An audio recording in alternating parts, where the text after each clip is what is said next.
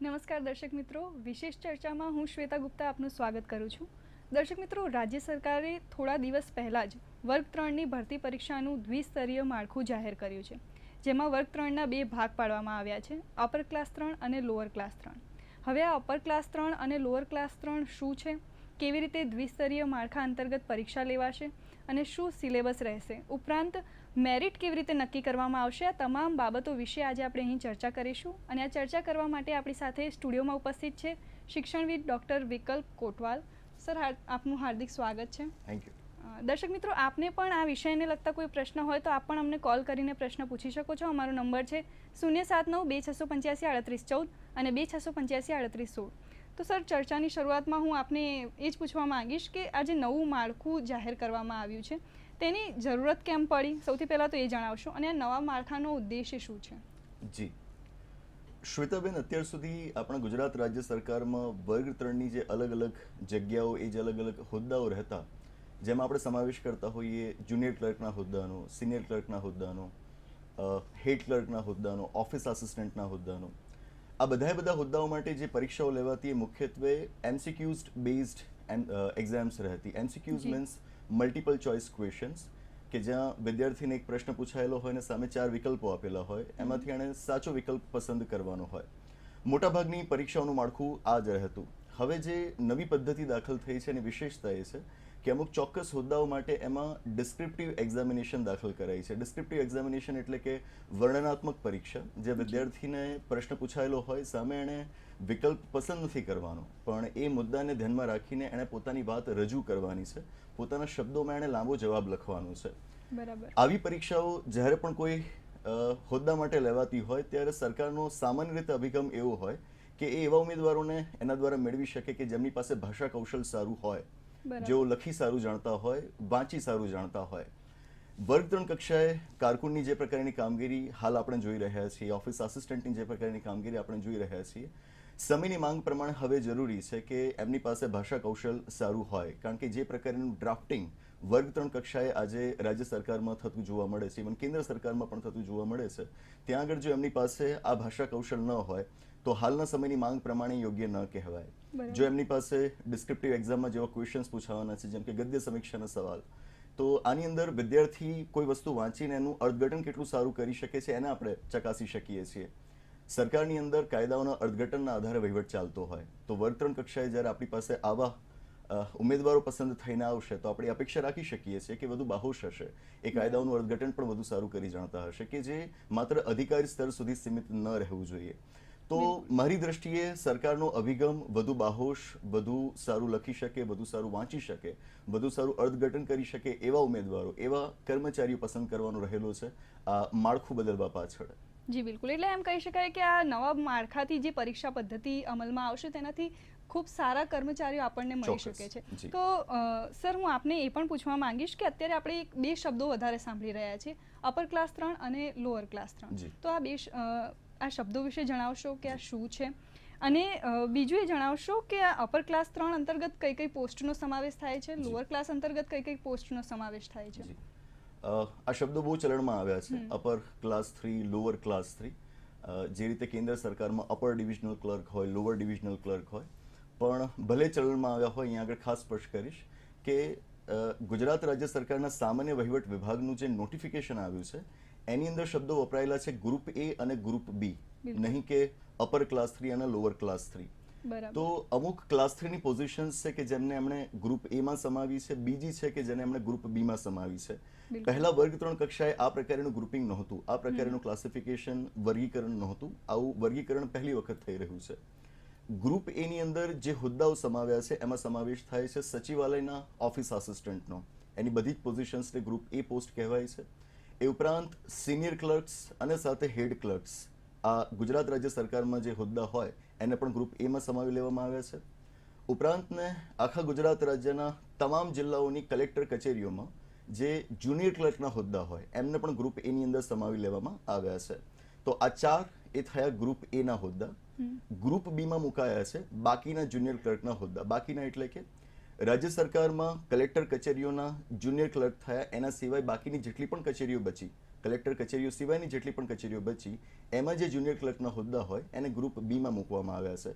પહેલા બધા junior clerk એક સરખા જ ગણાતા, આ વખતે એનું ક્લાસિફિકેશન કરવામાં આવ્યું છે. તો આમ ગ્રુપ એ અલગ છે, ગ્રુપ બી અલગ છે, અને આમ કરીને બંને માટે પરીક્ષાનું માળખું પણ એ લોકોએ અલગ રાખેલું છે, જેની વાત આગળ આપણે કરીએ. તો મૂળ હેતુ અહીં આગળ એ છે કે ક્લાસિફિકેશન એ રીતે થાય કે જેથી એમની પરીક્ષા પણ અલગ કરી શકાય, એ વિચાર સાથે આવું વર્ગીકરણ અહીં આગળ કરવામાં આવ્યું છે. તો આ નવા માળખા પહેલા કઈ પદ્ધતિ અમલમાં હતી તેના વિશે જણાવશો? પહેલા જે પદ્ધતિ અમલમાં હતી એની અંદર દરેક પરીક્ષા માટે સામાન્ય ફેરફારો રહેતા, પણ મૂળભૂત રીતે માળખું એવું રહેતું કે જ્યાં આગળ તમારે એક એમસીક્યુઝ બેઝડ ટેસ્ટ આપવાનો હોય અને પછી પરીક્ષાની માંગ પ્રમાણે એની અંદર બીજું સ્ટેજ રાખવામાં આવ્યું હોય, જેમ કે કમ્પ્યુટર ટેસ્ટ રાખવામાં આવતો. બિન સચિવાલય કારકુની પરીક્ષા રહેતી તો એની અંદર કમ્પ્યુટર ટેસ્ટ રાખવામાં આવતો. પોલીસ ભરતી હોય તો એના માટે અલગ બીજું સ્ટેજ રહેતું. પણ અહીં આગળ પહેલી વખત એવું બન્યું છે કે વર્ગ 3માં બીજું સ્ટેજ એ ડિસ્ક્રિપ્ટિવ એક્ઝામિનેશન આવી રહ્યું છે. બરાબર. જી સર, તો તમે હમણાં વાત કરી કોમ્પ્યુટર બેઝ ટેસ્ટની, અને બીજું હમણાં સરકારે એમ પણ કહ્યું છે કે કોમ્પ્યુટર બેઝ ટેસ્ટ અને વેઇટિંગ લિસ્ટ જે હટાવી દેવામાં આવી છે તેનાથી ઉમેદવારોને કેવા પ્રકારના લાભ થશે? મારું અંગત રીતે માનવું છે કે હાલના આ ડિજિટલ યુગમાં સ્માર્ટફોનનો ઉપયોગ આપણે બધા જ કરીએ છીએ. કમ્પ્યુટરની સામાન્ય આવડત લગભગ બધા પાસે હોય જ છે. તો કમ્પ્યુટર ટેસ્ટ રાખીને આપણે ઉમેદવારોની અંદર કોઈ વિશેષ બાબત નથી ચકાસી લેતા. તો કમ્પ્યુટર ટેસ્ટને એટલા માટે અહીં આગળથી કાઢી નાખવામાં આવ્યું છે. અને બીજું, વેઇટિંગ લિસ્ટની આપણે ત્યાં મથામણ પહેલેથી બહુ રહી છે, અને એના વહીવટી ગૂંચવાડા એટલા બધા હોય છે કે એ પ્રક્રિયાને જો આપણે ચાલુ રાખીએ તો સમય જતાં એમાં ગૂંચવાડો જ વધતો જાય છે. તો એટલા માટે અહીં આગળ કમ્પ્યુટર ટેસ્ટ પણ કાઢી નાખ્યો છે. વેઇટિંગ લિસ્ટની જે વ્યવસ્થા ચાલી આવતી હતી એને પણ હવે સમાપ્ત આ સિસ્ટમની અંદર કરી દેવામાં આવી છે. તો એમ કહી શકાય કે એક રીતે ઉમેદવારોને તો ફાયદો જ થયો છે આ માળખાથી. બિલકુલ ચોક્કસ. સર, બીજું આપણે પૂછવા માંગીશ કે શું બંને ગ્રુપ માટે એક જ અરજી કરવાની રહેશે કે ગ્રુપ એ માટે અલગ અરજી, ગ્રુપ બી માટે અલગ અરજી, કેવી રીતના અરજી પ્રક્રિયા કેવી રીતે રહેશે? નોટિફિકેશનમાં એમણે જે પદ્ધતિ આપણને સૂચવી છે પ્રમાણે જ્યારે પણ એમણે ભરતી પ્રક્રિયા આરંભવાની હશે ત્યારે ઉમેદવારો પાસેથી લોકો અરજી મંગાવશે, જે ઓનલાઈન હશે.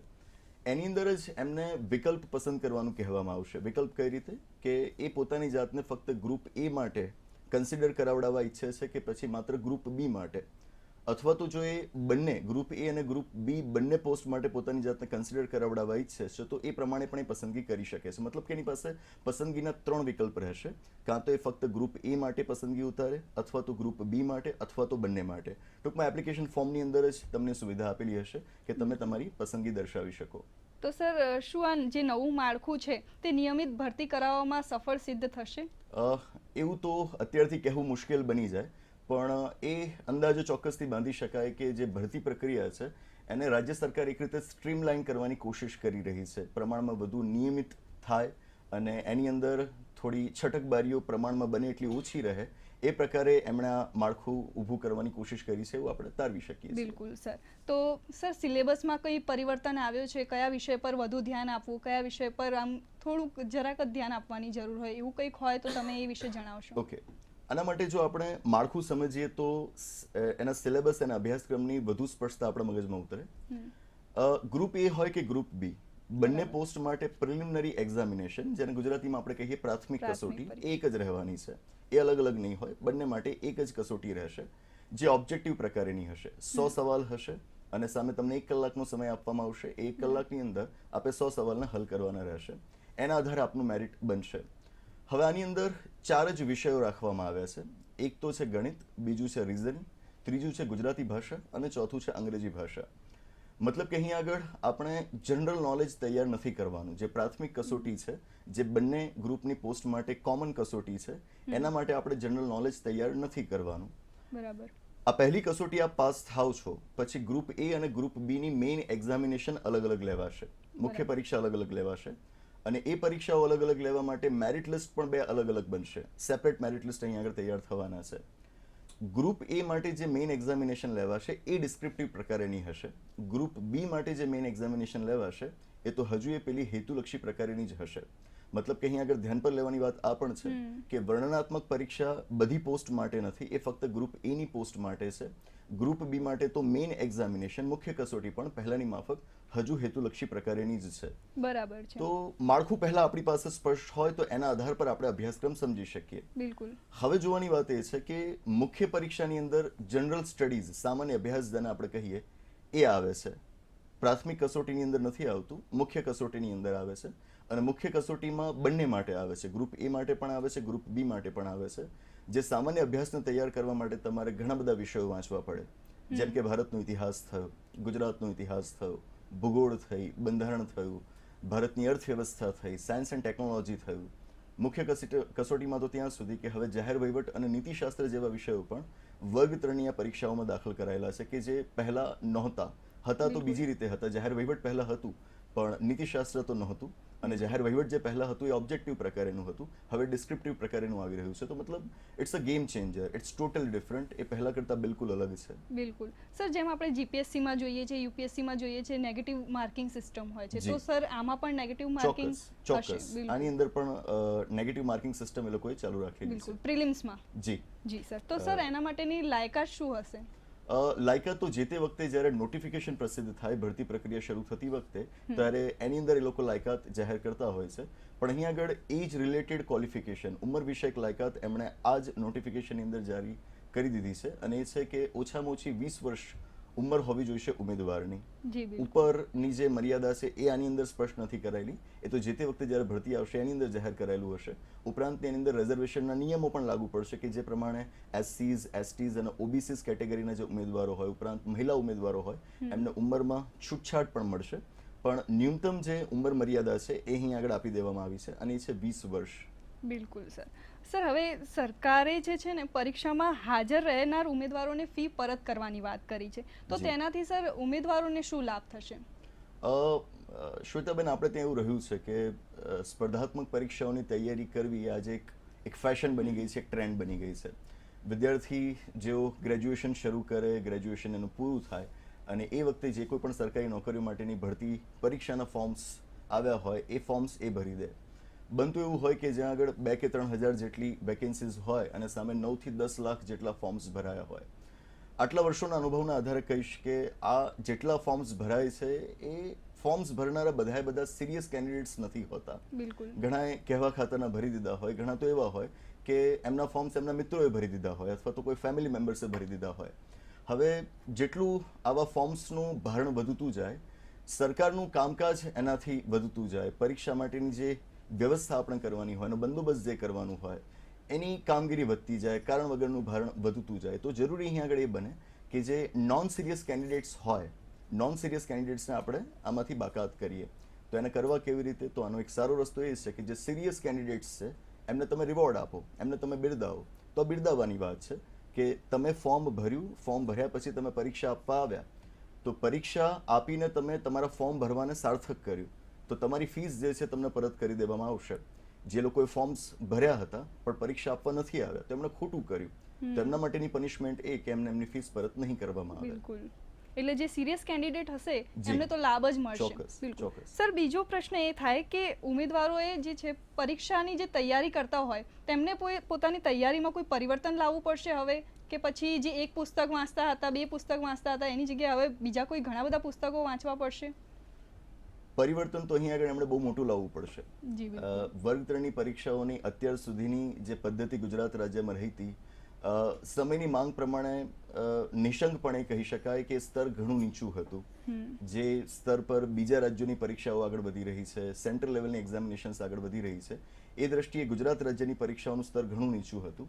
હવે જ્યારે વર્ગ 3ની પરીક્ષામાં પણ તમારે વર્ણનાત્મક જવાબો લખવાના આવશે, કે જેવા જીપીએસસી અને યુપીએસસીની પરીક્ષાઓમાં લખવાના આવે છે, તો વિદ્યાર્થીઓએ ચોક્કસથી પોતાની તૈયારીની પદ્ધતિ બદલવી જ પડશે. પરંપરાગત રીતે જે પ્રકારના પુસ્તકો એ લોકો વાંચતા આવતા હતા, અમુક ચોક્કસ વિગતોને યાદ રાખી લઈને એ લોકો પરીક્ષા પાસ કરી લેતા હતા, એ હવે નહીં કરી શકે. એમને હજુ વધારે વ્યાપક રીતે અભ્યાસ કરવો પડશે. જી બિલકુલ. તો સર, એના માટે કેવા પ્રકારનું ટાઈમ ટેબલ બનાવવું જોઈએ, કેવા પ્રકારની એક પેટર્નને અનુસરીને તેમણે પરીક્ષાની તૈયારી કરવી જોઈએ, તેના વિશે થોડી માહિતી આપજો. જી, જ્યારે પણ કોઈ પરીક્ષાની અંદર તમારે વર્ણનાત્મક જવાબો લખવાના હોય ત્યારે જરૂરી એ છે કે તમારી પાસે દરેક વિષયનું ભાથું ઘણું બધું હોય. એના માટે તમે ઘણું બધું વાંચેલું હોય.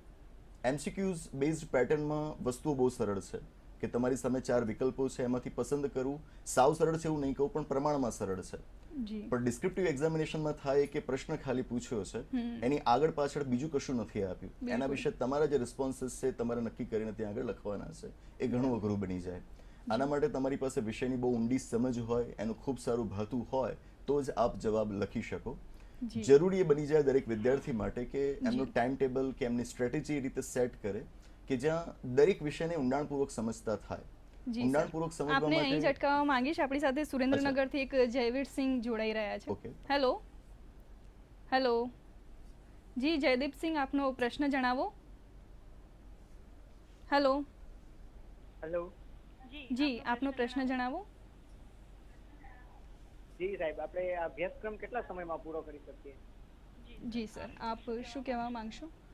અભ્યાસક્રમને આમ તો પૂરો કરવાની કોઈ સમય મર્યાદા ન હોય, એ ઉમેદવારની ક્ષમતા ઉપર નભતું હોય, પણ આ પ્રકારની પરીક્ષા હોય, પહેલા એમસીક્યુઝ બેઝ અને પછી ડિસ્ક્રિપ્ટિવ, તો સામાન્ય રીતે આ પ્રકારની પરીક્ષાની તૈયારી કરવા માટે ઓછામાં ઓછો 5 થી 6 મહિનાનો સમય તો જોઈએ જ જોઈએ. જો આપ આ ક્ષેત્રમાં બિલકુલ નવા હો, પહેલા આ પ્રકારની તૈયારી આપે ન કરી હોય, તો 5 થી 6 મહિના તો ઓછામાં ઓછા આપે લઈને ચાલવા જ. આ તૈયારી એવી નથી કે જેને તમે 1-2 મહિનાની અંદર પૂરી કરી શકશો. 5 થી 6 મહિના હું ઓછામાં ઓછા કહું છું. બિલકુલ.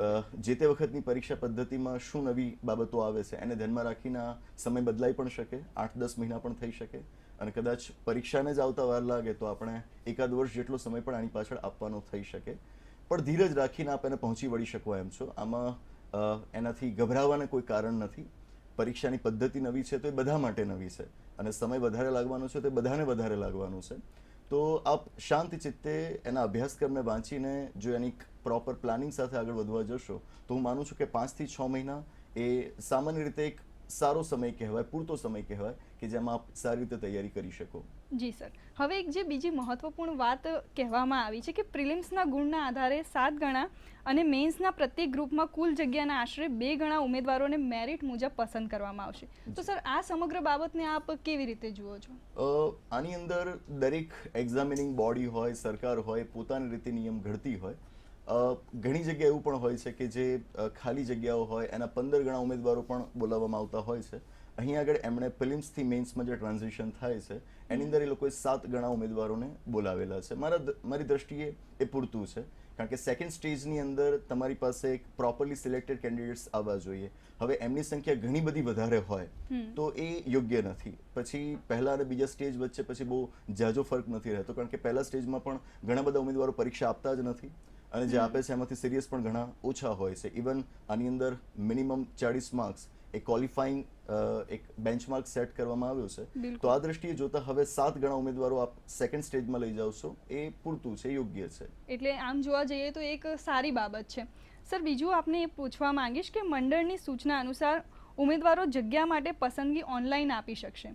તો આ પસંદગી બાદ જગ્યાઓની ફાળવણીની પ્રક્રિયા કેવી રીતની રહેશે તે વિશે જણાવશો? નોટિફિકેશનમાં જે એમણે વાત કરી છે બહુ ડિટેલ્ડ નોટિફિકેશન છે. આપ જોશો તો 33 પાનાનું આખું જી, બિલકુલ. નોટિફિકેશન છે.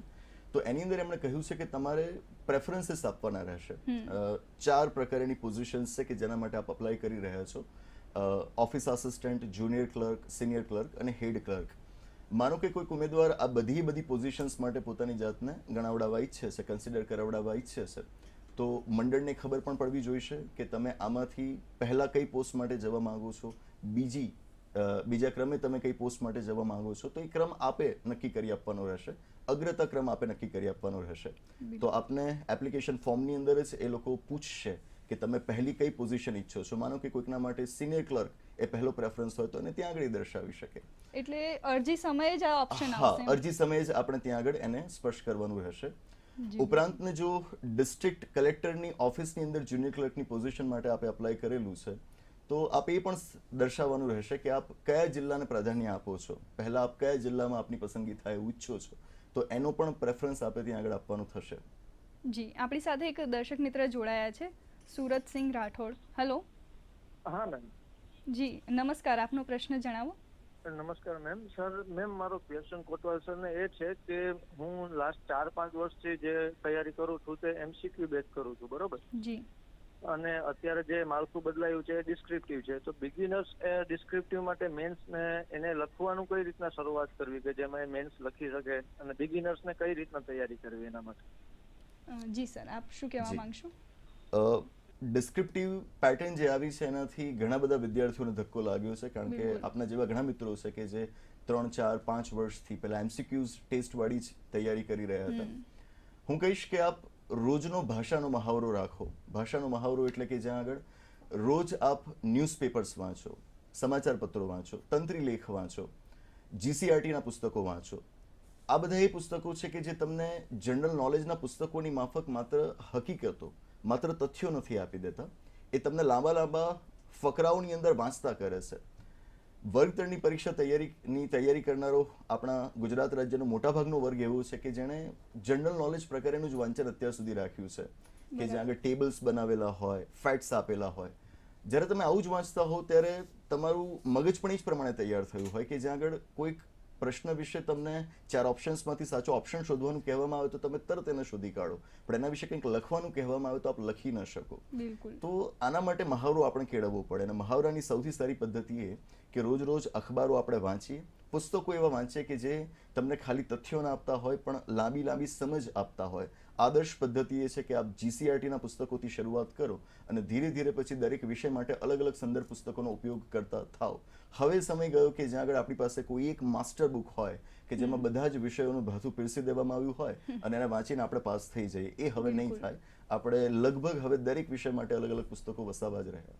જી સર, હવે બીજો પ્રશ્ન એ થાય કે જે છેલ્લી મેરિટ જાહેર કરવામાં આવે છે તે જાહેર થયા બાદ ગ્રુપ એ અને ગ્રુપ બી ના જે ઉમેદવારો હશે તે લોકોને જિલ્લાઓની ફાળવણી કેવી રીતે કરવામાં આવશે? જિલ્લાની ફાળવણી અને એ બધી બાબતો જે થઈ એ અંગેના નિયમો હજુ એ લોકો વધુ સ્પષ્ટ કરશે જે તે વખતે જ્યારે નોટિફિકેશન આવશે ત્યારે. તમે ઇવન આ નોટિફિકેશનના પહેલા પાનાની અંદર જ જુઓ તેમાં કહેવાયેલું છે કે આ નોટિફિકેશન જારી થયા બાદ જ્યારે ઓફિશિયલ ગેઝેટની અંદર એને પબ્લિશ કરવામાં આવશે ત્યાર પછીથી એનું અમલીકરણ શરૂ થશે. તો જે તે વખતે જ્યારે ભરતી પ્રક્રિયા એકચ્યુઅલી શરૂ થશે ત્યારે એની ઘણી બધી સ્પષ્ટતાઓ આપણી સામે આવશે. હાલમાં જે વિગતો છે માત્ર આ 33 પાનાના આધારે આપણે સમજી શકીએ એમ છીએ. બિલકુલ સર. તો જે આ તમામ ચર્ચા કરી આપણે, અને તેમાં એક મુખ્ય બાબત એ છે કે સરકારનું કહેવું એમ છે અને બધાનું પણ માનવું છે કે જે સચોટતા આવશે ક્યાંક ને ક્યાંક આ નવા માળખા લાયા બાદ, તો આપને શું લાગે છે કે સરકારને અને ઉમેદવારોને કેવા પ્રકારના લાભ થશે? સરકારે તો પોતાનો લાભ જોવો જ રહ્યો. It is an employer. એ નોકરી આપે છે તો એ જોશે જ કે એને વધુ સારા ઉમેદવારો મળે, અને એ માટે એણે આખું માળખું બદલીને પોતાનો જે વિચાર છે આપણી સામે રાખી દીધો છે. હું વધુ વાત કરીશ ઉમેદવારોની. ઉમેદવારો આ માળખાના સંદર્ભમાં જે ડરના માહોલમાં અત્યારે જીવી રહ્યા છે એને છોડી દે. આપના માટે વાસ્તવમાં પસંદગીના વિકલ્પો વધ્યા છે. આપ આ પ્રકારની પરીક્ષાની તૈયારી કરતા થશો, આપના માટે હવે જીપીએસસીના દ્વાર પણ ઉઘડી રહ્યા છે. પહેલા એવું થતું કે વર્ગ 3ની તૈયારી કરનારો મિત્ર જીપીએસસી માટે પરીક્ષા આપવાનો નહોતો વિચારતો, કારણ કે એની પદ્ધતિ જ અલગ રહેતી. હવે તો બંનેની પદ્ધતિ લગભગ એક સરખી થઈ ગઈ છે. તો આપ એક પ્રકારની તૈયારી કરો છો, એ એક જ પ્રકારની તૈયારીથી આપ ઘણી બધી જાતની પરીક્ષાઓ માટે ત્યાં બેસવા માટે એલિજિબલ બની જાઓ છો. આપ પછી ક્લાસ 1-2 માટે વિચારતા હો, ન્યાય મામલતદાર માટે વિચારતા હો કે સ્ટેટ ટેક્સ ઇન્સ્પેક્ટર માટે વિચારતા હો, આ બધી જ એક્ઝામિનેશનમાં પેટર્ન મોરલેસ આ પ્રકારની જ છે. તો આને આપ એક વધુ સારા વિકલ્પ તરીકે જુઓ, વધુ એક નવી પસંદગીના વિકલ્પ તરીકે જુઓ કે જ્યાં આગળ એક તૈયારીમાં આપ મલ્ટિપલ એક્ઝામિનેશન્સમાં અપિયર કરી શકો છો. જી સર. સર, બીજો એક પ્રશ્ન એ છે કે આપ ઉમેદવારોને શું સજેસ્ટ કરશો કે એમણે કયા પુસ્તકો વાંચવા જોઈએ? જી, પુસ્તકોમાં જેમ મેં અગાઉ પણ આપને જણાવ્યું કે શરૂઆત આપણી જીસીઆરટીથી થવી જોઈએ. ગુજરાત રાજ્યમાં પહેલા એવું હતું કે સ્પર્ધાત્મક પરીક્ષાઓ માટેનો માહોલ એટલો પરિપક્વ નહોતો, એટલે સારા પુસ્તકો મળવા એ અઘરું થઈ જતું. વિદ્યાર્થીઓએ અંગ્રેજી અને હિન્દી ભાષામાં જ પુસ્તકો વાંચવા પડતા. પણ હવે સમય સાથે જીસીઆરટી પછી જે સંદર્ભ પુસ્તકો આપણે વાંચવાના થાય એના માટે આજે આપણી પાસે ઘણા બધા પ્રાઇવેટ પબ્લિકેશન્સ મોજૂદ છે. દરેક પ્રાઇવેટ પબ્લિકેશન લગભગ દરેક વિષય માટે પોતાનું સાહિત્ય ધરાવે છે. તો એક વખત વિદ્યાર્થીએ જીસીઆરટીના પુસ્તકોનો સારી રીતે અભ્યાસ કરી લીધો છે અને એ અભ્યાસ કર્યા પછી જ્યારે સંદર્ભ પુસ્તકો તરફ જાય છે ત્યારે એની પાસે પસંદગીના ઘણા બધા વિકલ્પો ખુલ્લા છે. એટલે સર એમ પણ કહી શકાય કે ઉમેદવારોએ ડેઈલી ન્યૂઝપેપર વાંચવાની પણ હેબિટ ડેવલપ કરવી જોઈએ. ચોક્કસ. ન્યૂઝપેપર વાંચવા સાથે એમણે સંદર્ભ પુસ્તકનો અભ્યાસ કરવો રહ્યો, પણ એમાં એક સાવધ એ બાબતે રહેવું કે હવેના જે પુસ્તકો એ વાંચે એવા હોવા જોઈએ કે જેમને ડિસ્ક્રિપ્ટિવ એક્ઝામિનેશન માટેની તૈયારી કરાવી શકે. જૂના પુસ્તકોને હવે તિલાંજલિ આપી દેવી જોઈએ. દરેક પબ્લિશિંગ હાઉસ પોતાના નવા કન્ટેન્ટ સાથે હવે પુસ્તકો લઈને આવશે જ, તો આપણે થોડીક રાહ જોવી. ટૂંક સમયમાં આખું એનું જે માર્કેટ છે લગભગ સેટ થઈ જશે. જી સર, અંતે આપ શું કહેવા માંગશો? આને એક નવા પડકાર તરીકે જોઉં. પર્સનાલિટી ડેવલપમેન્ટની એક બહુ મોટી તક તમારી સામે ઊભી થઈ છે, એ રીતે આને સ્વીકારવું. આનાથી દહેશતમાં ન આવી જવું. દરેક પરીક્ષાની અંદર સમય સાથે બદલાવ આવવા એ સાહજિક અને સ્વાભાવિક છે. 2011ના વર્ષમાં યુપીએસસીની પરીક્ષા પ્રિલિમિનરી એક્ઝામિનેશનમાં બહુ મોટો બદલાવ આવ્યો હતો. બિલકુલ. 13-14ના વર્ષોમાં આપ જોશો તો યુપીએસસીની મેઇન એક્ઝામિનેશનમાં બહુ મોટા બદલાવ આવ્યા. અને છેલ્લા 7-1 વર્ષથી આપ જુઓ તો જીપીએસસીની ક્લાસ 1-2ની પરીક્ષામાં પણ આટલા મોટા બદલાવ આવ્યા જ છે.